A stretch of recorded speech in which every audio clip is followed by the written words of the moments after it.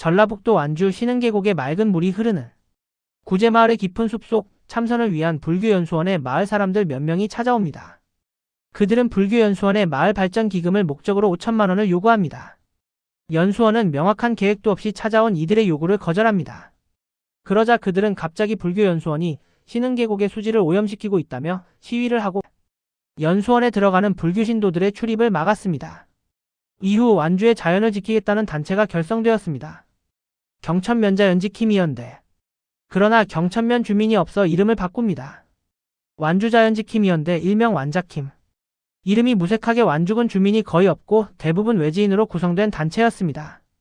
단체를 결성하고 이들이 가장 먼저 한 일은 신흥계곡이 불교연수원으로 인해 오염되고 있다며 시위를 한 것입니다. 아이들까지 시위에 동원되었습니다. 한편 완자킴의 대표는 밤 늦게 연수원을 방문합니다. 이후 사찰 문 앞을 차로 막고 1,000만 원을 요구합니다. 완자킴의 대표는 공갈미수로 유죄 확정 판결을 받습니다. 그 사이 연수원의 수질은 아무 문제가 없음이 밝혀집니다. 실제로 연수원은 법적인 요건을 모두 준수한 정화조 이외에도 자발적으로 2차 정화시설을 갖추었고 수질은 1급수 수준으로 판정받았습니다. 또한 완자킴이 연수원을 상대로 주장한 신흥계곡 수질오염, 화장장, 납골당 신축, 신흥계곡 사유화 등은 모두 사실이 아닌 것으로 증명되어 이들의 주장은 허위사실 유포로 모두 유죄 확정되었습니다. 이후 충격적인 사실이 밝혀졌습니다. 완자킴은 연수원이 신흥계곡의 수질을 오염시킨다며 7년간 한 주도 빠짐없이 시위를 했으나 사실상 완자킴 대표 정씨의 집에서 가짜 정화조가 발견된 것입니다. 완주군과 하수처리시설협회의 합동수사 결과 정 대표 집의 정화조가 정화조 처리 능력이 전혀 없는 깡통 정화조로 확인된 것입니다. 정 대표의 집은 신흥계곡 부근에 위치해 있으며 보존산지로 정화시설의 규정이 엄격하게 적용되는 지역입니다.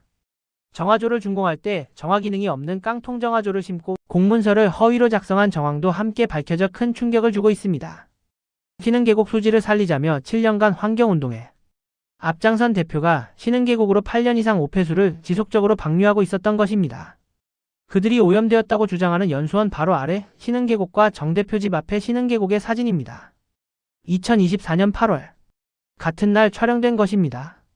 연수원에서 정화시설을 거쳐 방류된 신흥계곡 물은 깨끗하고 투명합니다. 반면 정 대표 집 앞의 신흥계곡은 녹조 현상이 심각합니다. 그러나 단 한 차례도 자신의 집 앞의 심각한 수질 오염에 대해서는 언급한 적이 없습니다. 게다가 정 대표는 8년간 정화조를 제대로 청소하지 않아 하수도법 위반으로 벌금을 받은 사실 또한 확인되었습니다. 애초에 정화시설이 없는 정화조를 설치했으니 청소를 할 수가 없었던 것입니다. 더욱 충격적인 것은 신흥계곡을 살리자며 완자킴을 결성한 후 단체의 구성원들이 돌아가며 다른 단체를 만들고 완주군의 지원금을 각종 명목으로 받아낸 것입니다. 이 단체는 모두 완자킴의 회원들로 구성되어 있으며 대표 이름만 돌아가며 바꾸고 있었습니다.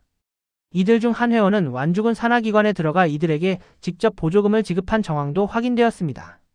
이들은 335 모여 여러 이름의 단체를 결성하고 국가지원금을 받고 지역정당을 만들어 활동을 하고 있습니다.